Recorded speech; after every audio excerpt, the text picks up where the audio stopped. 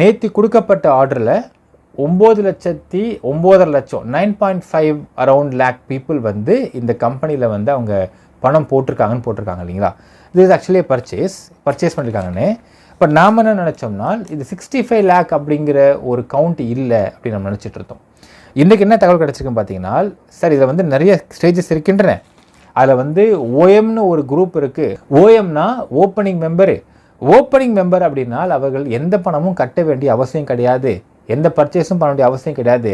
அவங்க உள்ளே வந்து இந்த ஆட்ஸ் அவங்க பார்க்குறாங்கனால் அவர்களுக்கும் ஒரு மினிமம் அமௌண்ட் வந்து போடப்படும். ஸோ ஓஎம் மெம்பர் மட்டும் இந்த கம்பெனியில் 55 லேக் மெம்பர்ஸ்க்கு மேலே இருக்கிறாங்க. மற்றபடி அது கீழே வரக்கூடிய அந்த PM, SM, GM, DM, CM இவங்களாம் இருக்காங்க. இவங்கெல்லாம் பார்த்தீங்கன்னா ஆல்மோஸ்ட் வந்து 9.5 லேக்ஸில் இருக்கிறாங்க. அதில் பேசிக் மெம்பர்ன்ற கேட்டகரி மட்டும் ஒரு அரௌண்ட் 6 லேக் பீப்புள் இருக்கிறாங்கன்ற தகவலும் கிடைக்கப்பட்டிருக்கின்ற மக்களே. இதனால் இது 65 லட்சம் பேர் இந்த கம்பெனியில் வந்து உறுப்பினராக இருக்கிறாங்க அப்படிங்கிறது ஒரு தப்பான தகவல் கிடையாது. நேற்று நான் வந்து we made a factual error, நான் திருத்திக்கிறேன். 65 லேக் மெம்பர்ஸ் இருப்பது உண்மை. அதில் 55 லட்சம் மெம்பர்ஸ் பார்த்தீங்கன்னா ஓஎம்மாக இருக்கிறாங்க. மற்றவங்க எல்லாம் தான் இந்த கம்பெனியில் பர்ச்சேஸ் பண்ணி சேர்ந்துருக்கிறாங்க. ஸோ அதனை மட்டும் அங்கே வந்து மென்ஷன் பண்ணிருக்கிறாங்க ஆர்டரில். ஸோ இப்போ இந்த விஷயம் பாருங்கள், அதாவது இத்தனை மக்கள் வந்து இதில் இருக்கிறாங்க அப்படிங்கிறது தெரியுது. தெரிஞ்சதுக்கு பிறகு இவங்க மறுபடியும் சரண்டர் பண்ணுறப்பையும் அவர் என்ன பண்ணுறாருனால் செக்ஷன் கிராவிட்டி ஒரு வார்த்தை அவங்க உபயோகப்படுத்தியிருப்பாங்க அந்த ஆர்டரில். என்னென்னால் வித் தி கிராவிட்டி ஆஃப் அஃபென்ஸ்னு மென்ஷன் பண்ணியிருப்பாங்க. இதை நம்ம நேத்தியே சொன்னோம். என்னென்னால் சம்திங் ஆல் செக்ஷன் கிராவிட்டி. ஒரு செக்ஷன், ஒரு ஐபி செக்ஷன்ஸ் ஒருத்தவங்க மேலே போடப்பட்டிருக்கலாம். அந்த செக்ஷனுக்கு அடிப்படையில் எத்தனை நாட்கள் அவரை நீதிமன்ற காவலில் வச்சு இங்கே காவல்துறை விசாரிக்க வேண்டும் அப்படிங்கிற ஒரு ப்ராசஸ் இருக்கின்றது. ஸோ அந்த அடிப்படையில் இந்த கிராவிட்டி ஆஃப் அஃபென்ஸ்ன்றதும் என்னென்ன செக்ஷன் இவர் மேலே போடப்பட்டிருக்கின்றது, அதாவது ஒரு குற்றத்தின் அடிப்படையில் செக்ஷன்ஸ் போடப்படுகிறது அப்படிங்கிறது உங்களுக்கு இனிஷியலாக ஒருத்தவங்க கம்ப்ளைண்ட் கொடுக்குறாங்க, கம்ப்ளைண்ட் கொடுத்து எஃப்ஐஆர் பதிவு பண்ணப்படுகின்றது. எஃப்ஐஆரின் அடிப்படையில் தான் இந்த செக்ஷன்ஸ் போடப்படுகின்றது. ஆனால் அதை முடிந்த பின்பு எல்லாம் ஃபினிஷ் ஆகி இந்த சார்ஜ் ஷீட் போடப்பட்டு சார்ஜ் ஷீட் போட்டதுக்கு பிறகு இது நீதிமன்றத்தில் தான் இந்த செக்ஷன்ஸ் எல்லாம் இவர் மேலே போட்ட செக்ஷன்ஸ் எல்லாம் வந்து மேட் அவுட் ஆகுமா ஆகாதா அப்படிங்கிறதை அங்கே தான் விவாதம் பண்ண வேண்டும். இப்போ அடுத்தது பெயிலில் வரும். இப்போ பெயிலில் நீதிமன்றத்தில் விவாதம் நடக்கும், அதில் தெளிவுபடுத்துவாங்க இந்த விஷயத்தை. ஸோ இந்த செக்ஷன் கிராவிட்டியை பொறுத்து இவர் எத்தனை நாட்கள் நீதிமன்ற காவலில் இருக்கிறதுக்கு அந்த ஸ்ட்ரெச் இருக்குது அப்படிங்கிறதை தெளிவாக மென்ஷன் பண்ணிருக்கிறார். இதை நம்ம சொன்னோம் மக்கள். என்னென்னால் ரொம்ப ஷார்ட் டைம், அதாவது ஜூலை 5th சரண்டர் ஆகிறாரு. நேற்று 18th ஆஃப் ஜூலை. இந்த ஒரு இன்ஃபேக்ட் வந்து நாட் ஈவன் 1 வாய்தா கேம், 13 days தான் ஆகுது. அதான் அவங்க எம்டி பார்த்தீங்கன்னா போகிற மாதிரி ஒரு வீடியோ போட்டு சொல்லியிருப்பாரு, அதாவது அதிகபட்சம் 2 மாத காலம் வரைக்கும் கொஞ்சம் பொறுத்துக்குவாங்கன்னு சொல்லியிருந்திருப்பார். ஸோ இந்த ஒரு செக்ஷன்ஸ்க்கெல்லாம் பார்த்தீங்கன்னா அதிகபட்சம் செக்ஷன் கிராவிட்டின்றது அதிகபட்சம் 2 மாத காலம் வரையில் நீதிமன்ற காவலை வச்சிருக்க முடியும். அதிகபட்சம் அதற்கு கம்மியான நேரங்களில், அதுக்கு கம்மியான டென்யூரில் வந்து அவர் வெளியே வந்துடலாம். பட் குறைந்தபட்சம் பார்த்தீங்கன்னா ஒரு வாய்தான்றது 15 days மக்களே. 15 days வரைக்குமாவது நீதிமன்ற காவலில் வைப்பாங்க. ஏனால் இந்த டைம் அப்படிங்கிறது காவல்துறை இது விசாரிக்கக்கூடிய ஏஜென்சி இஓடபிள்யூஓ, காவல்துறை whatever it might be, அவங்க விசாரிப்பதற்கான பேசிக் டைமிங் 15 days ஆவது அவங்க எடுத்துக்கொள்வார்கள் விசாரிப்பதற்கு. இப்போ ஒரு வாய்தா முடியும், அடுத்த வாரம். இப்போ அடுத்த கேள்வி கேட்குறீங்க, எப்போ எப்படி வெளியே வருவாருன்னு கேட்குறீங்க, அதையும் சொல்லிடுறேன். இன்ஃபேக்ட் மக்களே, செக்ஷன் கிராவிட்டி என்பது அதிகபட்ச நாட்கள் முடிந்த பிறகு there is something called statutory bail சொல்லுவாங்க. அதாவது 60 நாட்கள் அதிகபட்சமாக ஒருத்தவங்க இருந்துட்டாங்கனால் அதற்கு மேல் அந்த போலீஸ் அதிகாரி இந்த கேஸை விசாரிக்கிறாரோ விசாரிக்கலையோ அந்த நபரை நீதிமன்ற காவலில் வச்சுக்க முடியாது, வெளியே அனுப்பிச்சிடுவாங்க பெயில். இதுதான் நாம் சொன்னோம், பெயில் இஸ் கம்பல்சரி நம்ம சொன்னோம். இப்போது ஒரு let's take a murder case. ஒரு மர்டர் கேஸ் 90 நாள் அப்படிங்கிறது தான் அதோடைய செக்ஷன் கிராவிட்டி. ஒருத்தன் கொலை பண்ணிட்டான், let's take it's a cold blooded murder மக்களே. 90 நாளைக்கு மேல் அவர்களை ஸ்டாட்யூட்டரி பெயிலில் வெளியே விடுவதற்கு சட்டத்தில் இடம் உண்டு.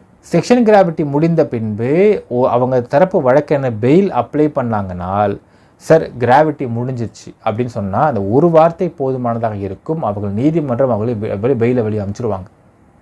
ஏனால் இதுக்கு பேர் தான் பெயில் இஸ் கம்பல்சரி. 60 நாள் என்பது இந்த வழக்கில் அதிகபட்ச நாட்கள். குறைந்தபட்சம் ஒரு வாய்தா 15 டேஸாவது உள்ள வச்சிருப்பாங்க நீதிமன்ற காவலில். அந்த நேரம் அப்படிங்கிறது இவர்கள் விசாரிப்பதற்கான நேரம். ஸோ இப்போ அடுத்த வாரம் அவங்க வந்து ஹைகோர்ட்டில் பெயில் போடலாம். சப்போஸ் இன்றைக்கி அவங்க பெட்டிஷன் ஹைகோர்ட்டில் பெட்டிஷன் போட்டிருந்தாங்க, ஒரு அஃபிடவிட் போட்டிருந்தாங்கனால் மண்டே டியூஸ்டே அது வந்து ஹியரிங் வருவதற்கு வாய்ப்பு இருக்குது. ஏன்னா நாளைக்கு லீவு, நாளைக்கு லீவு, மண்டே டியூஸ்டே எடுத்துக்க முடியும். சப்போஸ் மண்டே தான் அஃபிடவிட் போடுறாங்க அப்படின்னால் either Wednesday or Thursday bail petition first hearing வரும். அட்மிஷன் ஹியரிங் நாங்கள் சொல்லுவோம், அது வரும். அட்மிஷன் ஹியரிங் வந்துட்டு இந்த பெயில் பேஸ் அட்மிஷன் ஆனதுக்கப்புறம் கவுண்டர் கேட்பாங்க. அந்த கவுண்டரு அடுத்த நாள் தான் கேட்க மாட்டாங்க. ஏன்னால் காவல்துறைக்கும் ஒரு டைம் கொடுக்கணும். ஸோ அந்த கவுண்டர்ன்றது ஒரு வாரம் டைம் கொடுப்பாங்க அதிகபட்சம். ஸோ 1 வீக் கழித்து கவுண்டர் வரும், ஒரு வாரத்துக்குள்ளே வரும். ஏன்னா பெயில் தான் ஒரு வாரத்துக்குள்ளே வந்துடும். ஸோ ஒரு வாரத்துக்குள்ளே காவல்துறை இந்த வழக்கை விசாரித்து முடிச்சாச்சுங்க, எல்லாம் ஃபினிஷ் ஆகிடுச்சின்னு சொல்லிட்டு அவங்க வந்து அதுக்கான அஃபிடவிட், அதுக்கான கவுண்டர் கொடுத்துட்டாங்கன்னா அடுத்து ஆர்குமெண்ட்டு போகும். ஆர்குமெண்ட்டு போய் ஆர்குமெண்ட் முடிஞ்சதுக்கு பிறகு என்ஓசி கொடுத்துருவாங்க, எல்லாம் முடிஞ்சு சொன்னாங்கன்னா தென் பெயில் வெளியே வந்துடுவார். ஸோ வெயிட் பண்ணணும். சப்போஸிங்லி இஓடபிள்யூ இன்னும் விசாரிச்சுட்ருக்கோம் சார், ஏன்னா நீங்கள் ஒரு வருஷம் பார்க்கணும். நேத்தியும் சொன்ன வார்த்தை என்னன்னால், சார் இது வந்து இவர் தரப்பை மட்டும்தான் இப்போ வந்து கஸ்டடி முடிஞ்சிருக்கு, இதில் ஏகப்பட்ட டாக்குமெண்ட்ஸ் இருக்குது, அதை பூரா அனலைஸ் பண்ண வேண்டிய டைம் இருக்குது, இன்னும் விசாரணை முடிவில்லைன்னு சொல்லியிருக்கிறாங்க நேத்தி இஓடபிள்யூ. ஸோ விசாரிப்பதற்கு இன்னும் அவங்க டைம் யோசிச்சு பாருங்கள் மக்களே. 2541 கோடி அப்படிங்கிற அமௌண்ட்டு இவர்கள் பர்ச்சேஸில் உள்ளே வந்த அமௌண்ட்டு. ஸோ இந்த அமௌண்ட்டுக்கு எவ்வளோ டேக்ஸ் கட்டினாங்க, எவ்வளோ ஜிஎஸ்டி கட்டினாங்க, எவ்வளோ பேவர் போட்டிருக்காங்க, எல்லாத்தையும் அவங்க வந்து அனலைஸ் பண்ணுவாங்க. அதுக்கான ஒவ்வொரு மாதத்துக்கான பே அவுட் எல்லாத்தையும் எடுத்து அக்யூமுலேட் பண்ணுவாங்க, அதை ஆட் பண்ணுவாங்க, எவ்வளோ வேலை இருக்குது. இதெல்லாம் ஃபுல்லாக முடித்த பின்பு தான் இந்த விஷயத்துக்கு வந்து அவங்க கவுண்டர் கொடுப்பாங்க. ஸோ அவங்களுக்கும் டைம் தரணும், அவங்களும் மனுஷங்க தான் டைம் தரணும் அவங்களுக்கும் மேடம். இதுதான் இதுக்கான ப்ராசஸ் மக்களே. சரி, இப்போது பெயில் இஸ் கம்பல்சரி. பெயிலில் அவங்க எம்டி கண்டிப்பாக வெளியே வருவார், இதில் மாற்றமே கிடையாது. சரி, இப்போ அடுத்தது வரலாம். Last and most important thing. Sir பணம் வராதுன்றாங்க, பணம் வருமா வராதா அப்படின்னு கேட்குறீங்க. சரிங்க, இப்போது உங்கள் எம்டி இந்த கம்பெனியை ஒரு விஷயம் புரிஞ்சு போச்சு, இந்த கம்பெனி மக்களை ஏமாற்றுவதற்கு உருவாக்கப்பட்ட கம்பெனியாக தெரியவில்லை என்றதை தெளிவுபடுத்தியாச்சு. அது ரொம்ப தெளிவாக நமக்கு தெரியும். அது மக்களை ஏமாத்துறதுக்காக உருவாக்கப்பட்ட கம்பெனி இது கிடையாதுன்றப்போ இந்த கம்பெனியை தொடர்ந்து நடத்துவதும் இந்த கம்பெனி தான் அவருடைய ஹார்ட் அண்ட் சோல் அப்படிங்கிறது புரிஞ்சு தான் அவர் அந்தளவுக்கு மக்கள்கிட்ட இன்வால்வாக இருந்திருக்காருன்னு புரிய வருது நமக்கு இந்த இடத்துல. ஸோ அதுவும் உங்களுக்கு ஒரு பக்கம் புரிஞ்சிச்சு. ஸோ இந்த கம்பெனியை மூடுறதுக்கு அவர் கம்பெனி ஆரம்பிக்கலை, மக்களை ஏமாற்ற கம்பெனி ஆரம்பிக்கலை. இந்த மாதிரி ஒரு வழக்கு வந்தவொடனே போய் சரண்டர் ஆகியிருக்காரு. அவரே விசாரணைக்கு ஒரு வாரம் போயிருக்காரு, முழு விசாரணை முடிச்சிருக்காரு, எல்லா ஒத்துழைப்பும் கொடுத்துருக்காரு விசாரணைக்கு, எல்லாம் முடியுது. அடுத்தது பெயில் வரணும், பெயில் இஸ் கம்பல்சரி. பெயில் அவர் வெளியே வருவார். வெளியே வந்ததுக்கப்புறம் திரும்ப கம்பெனி நடத்த தான் நடத்துறதுக்காக தான் அவ்வளோ போராட்டம் பண்ணுறது. கம்பெனி நடத்துவார். கம்பெனியை நடத்தும் பட்சத்தில் உன் காசு அங்கே போக போகிறாரு. சிம்பிளாக யோசிச்சு பாருங்கள் மக்களே. அதாவது இந்த கம்பெனி நடத்த தான் அவர் வந்து ஒரு போராடிட்டுருக்கார். சரி, கம்பெனியை இழுத்து மூட்டு போகிறதோ இல்லை கம்பெனிலேருந்து ஏமாற்றி மூட்டு போகிறதோ இருந்தால் அவர் போய் சரண்டராக இருக்க வேண்டிய அவசியமே கிடையாது. அவர் தலைமுறையாக இருக்கலாம், வெளிநாட்டு வச்சு ஓடி போயிருக்கலாம். அதெல்லாம் பண்ணல. ஸோ எல்லாத்துக்கும் மேலே அவர் முகத்தை காமிச்சா எல்லாத்தையும் மக்கள்கிட்ட பேசிகிட்டு இருக்கார். ஸோ இதெல்லா போட நடக்கிறதுக்கு காரணம் என்னன்னு பார்த்தீங்கன்னா கம்பெனி நடத்துவதற்கு பண்ணிட்டுருக்காரு. இப்போ வெளியே வந்து கம்பெனியை நடத்தும் பொழுது அந்த கம்பெனி எப்படி நடத்த முடியும்? கம்பெனி நடக்கும் பட்சத்தில் உங்களுக்கு படம் போட்டு தான் ஆக வேண்டும். போடாமல் எங்கே போயிட போகிறாரு? ஒவ்வொரு வாரம் ஜோனல் மீட்டிங் கண்டக்ட் பண்ணுறீங்க. ஜோனல் மீட்டிங்கில் உறுப்பினர்கள் போய் உட்காடுறீங்க, அந்த ஜோனலில் உள்ள நபர்களில் பேசுகிறீங்க, டிஸ்கஸ் பண்ணுறீங்க. அப்படி உங்களுக்கு பணம் போடவில்லைன்னா நீங்கள் கேட்காமலாம் இருக்க போகிறீங்க? அவங்க போடாமலாம் விட்டுற போகிறாங்க? கொஞ்சம் லாஜிக்காக யோசிச்சு பாருங்கள் மக்களே. இவர் பெயிலில் வெளியே வந்ததற்கு பிறகுதான் அடுத்த லெவலில் இதற்கு பணத்தை போடுவதற்கான அடுத்த ஸ்டெப்பை எடுத்து வைக்க முடியும்.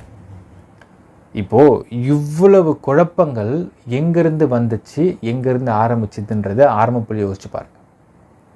நல்லா போயிட்டு இருந்த கம்பெனி போன வருஷம் மே மாதம் 2023 ஒரு ஃப்ராடு போய் 99 கம்ப்ளைண்ட் கொடுக்குறான்.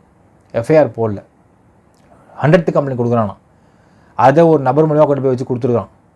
அதே கலெக்டர் ஆஃபீஸை கொடுக்கப்பட்டதா சொல்கிறாங்க.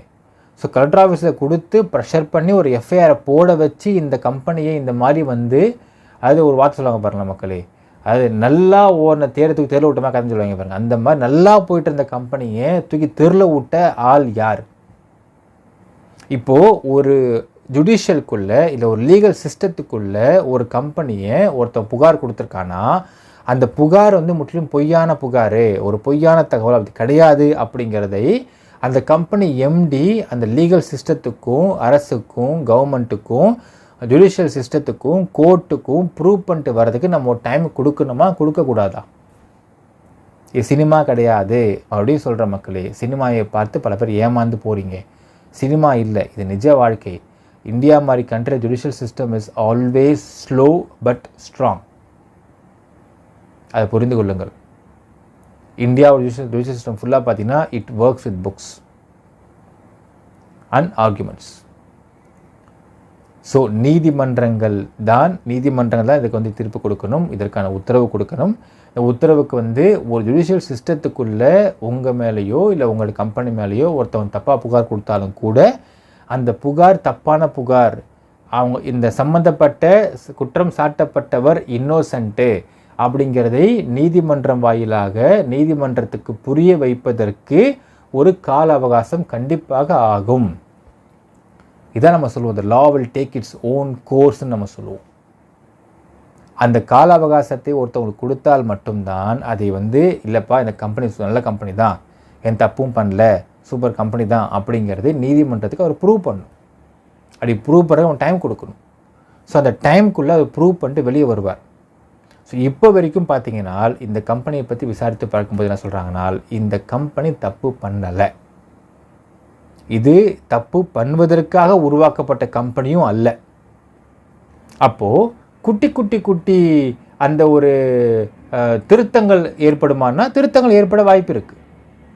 இப்போ ஒரு விஷயம் மக்களே, முழுவதுமாக மக்களை ஏமாற்றி சம்பாதிக்கிறதுக்குன்னு பல கம்பெனி இருக்குது. அந்த கேட்டகரிக்குள்ளே இந்த கம்பெனி வரல அப்படிங்கிறதுக்கு பப்ளிக் ப்ராசிக்யூட்டர் இது 500 crores மோசடின்னு சொன்ன வார்த்தையை அவர் இந்த சரண்டர் பெட்டிஷன்லேயும் அவர் வந்து யூஸ் பண்ணல. அதே மாதிரி மீண்டும் சரண்டர் பண்ணப்பையும் யூஸ் பண்ணல, லோவர் கோர்ட்டில் பெயில் வந்தப்பையும் யூஸ் பண்ணல. அதற்கு பதிலாக யூஸ் பண்ண வார்த்தை இட்ஸ் 2000 crores இன்வால்வ்டு ப்ராஜெக்ட்னு சொல்கிறார். இந்த 2000 கோடி இன்வால்வ்டு ப்ராஜெக்ட் அப்படிங்கிறது எப்படி நடந்திருக்கு அப்படிங்கிறதை அனலைஸ் பண்ணி கோர்ட்டுக்கு தெரிவிப்பதற்குன்னு இவர்களுக்கு டைம் கொடுத்தாக வேண்டும். ஸோ இதை கொடுத்து அவர் பெயிலில் வெளியே வந்தே தீருவார். வந்ததுக்கு பிறகு கம்பெனி நடத்தாமல் போகிறாரு. நடத்தும் பொழுது உங்கள் பணத்தை கொடுக்காம எங்கேயா போயிட போகிறாரு? யோசிச்சு பாருங்கள் மக்களே. இந்த ஒரு விஷயத்தை வைத்துக்கொண்டு பல கிருமிகள், பல ஃப்ராடுகள், பல பல பல பல டேஷ் டேஷ் டேஷ் சொல்லிக்கலாம். எப்படியெல்லாம் உங்களை ஏமாற்ற முடியுமோ ஏமாற்ற ட்ரை பண்ணுறாங்க. பட் மக்கள் ஏமாறங்க ரெடியாக இல்லை. ஒரு விஷயம் என்ன சந்தோஷப்படுறாங்க அப்படின்னு பார்த்தீங்கன்னா, மைவித்து குரூப்னால் நீங்கள் சேர்ந்ததின் காரணமாக நீங்கள் பல லீகல் டேர்ம்ஸ் தெரிஞ்சு கொள்கிறீர்கள். You are learning the legal things practical way. தெரிந்து கொள்ளுங்கள் மக்களே. ஒருத்தவனை டோட்டலாக முடக்கி, அவன் நல்லா போயிட்டுருக்கவன் டோட்டலாக முடக்கி அவனை வந்து ஒன்றும் இல்லாமல் பண்ணுவதற்கு there is no rule of law. ஒரு சட்டமே கிடையாது. கம்பெனி நடத்திக்கிட்டு இருக்கேன், நடத்துகிறேன்னு சொல்கிறவனை நடத்தக்கூடாதுன்னு சொல்கிற சட்டம் கிடையாது. நடத்தாமல் விட்டா மட்டும்தான் ஏன்பா நடத்தாமல் விட்ட அப்படிங்கிற சட்டம் இங்கே இருக்கிறது. ஸோ இந்த கம்பெனி மீண்டு வருவதற்குன்னு சொல்லிட்டு ஒரு டைம் கொடுத்தாக வேண்டும். அதற்குள்ளே உங்களை பல பேர் குழப்பினாலும் என்ன சட்டம் சொல்கிறது அப்படின்னு தெரிவிப்பதற்காக நாம் இங்கே இருக்கிறோம் மக்களே. Don't worry. நடக்கும் விஷயத்தை நாங்கள் கண்டிப்பாக உங்களுக்கு தெளிவாக சொல்கிறோம். சில விஷயம் நான் உங்கள்கிட்ட பெண்டிங் வச்சுருக்கேன். நான் அதை கண்டிப்பாக அடுத்த வீடியோவில் கண்டிப்பாக உங்களுக்கு சொல்கிறேன் மக்களே. என்ன நினைக்கிறீங்கன்றதை கமெண்ட்டில் மென்ஷன் பண்ணுங்கள். நன்றி.